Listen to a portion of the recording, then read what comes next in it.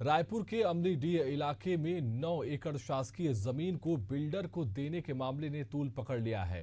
पिछली कांग्रेस सरकार ने आधार संहिता के वक्त इस जमीन को माफ कीजिएगा आचार संहिता के वक्त इस जमीन को महाविद्यालय के लिए आरक्षित किया था। प्रदेश में नई सरकार बनने के बाद इस जमीन को रामा बिल्डर को आवंटित कर दिया गया है। आरोप है कि अधिकारियों ने पुराने नियम के तहत जमीन का आवंटन कर दिया है। जमीन आवंटन के मुद्दे को एमआईसी बैठक में उठाया गया, जिसके बाद से लगातार बवाल जारी है। इसी पर देखिए ये खास रिपोर्ट।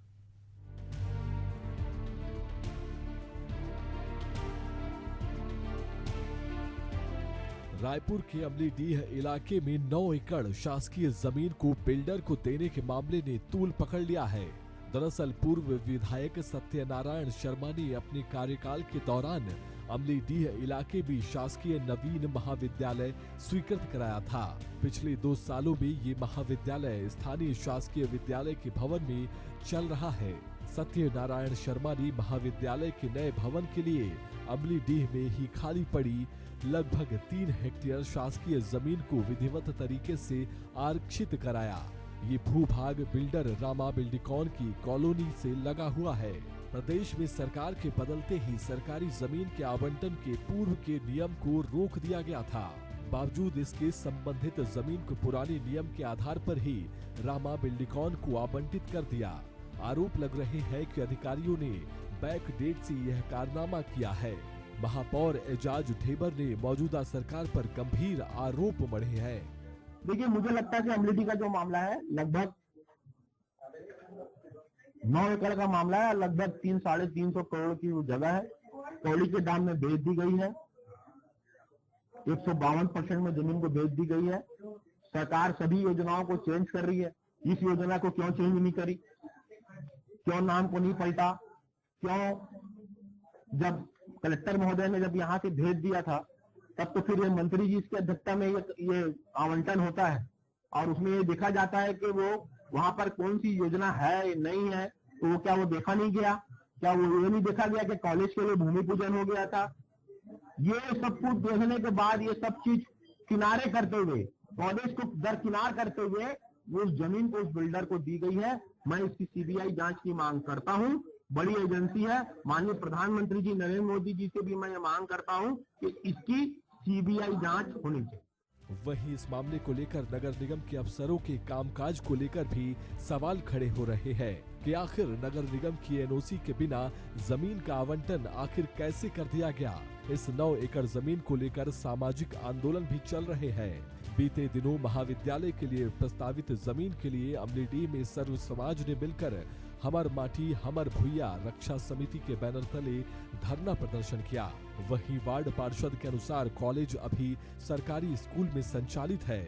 जब हमने जमीन की जानकारी निकाली तो यह जमीन बिल्डर को दे दी गई थी। ये मामला ये है कि पिछले पूर्ववर्ती सरकार में, भूपेश बघेल जी की सरकार में हम लोगों ने कॉलेज की मांग की थी और कॉलेज स्वीकृति भी हो गई और कॉलेज अभी चल भी रहा है। और उस कॉलेज के लिए हमको भवन की ज़रूरत थी, तो हमारे पास 9 एकड़ ज़मीन था। आसपास के क्षेत्र में देवपुरी, डुमरतराई, पुरेना, इमलीडीह, फुंडहर और ये लालपुर, इन सारे क्षेत्रों के बच्चों के लिए बहुत बड़ा एरिया बचता था जहाँ एक भी कॉलेज नहीं था। रिंग रोड के इस पार कोई कॉलेज नहीं था।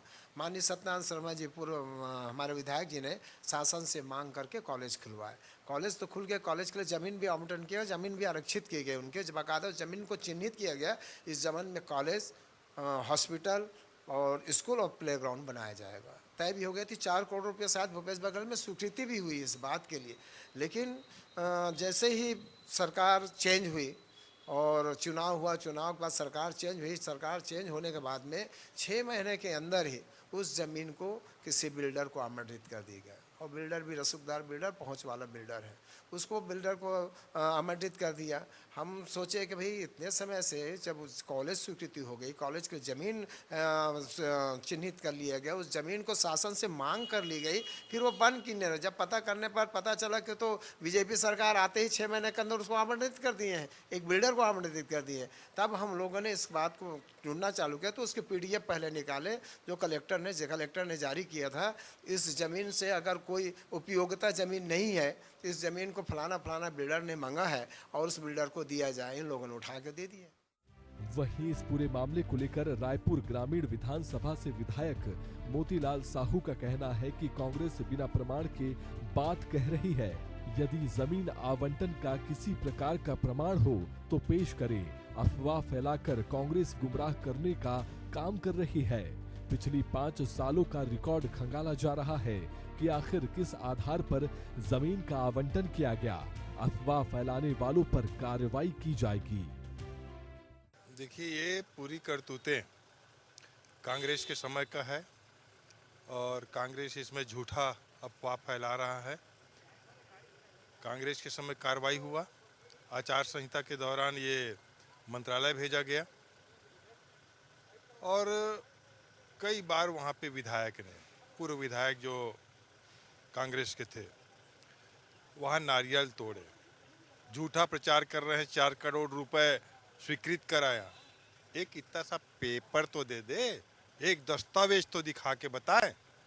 झूठा प्रोपेगेंडा करना, झूठा बयानबाजी करना, भ्रम फैलाना।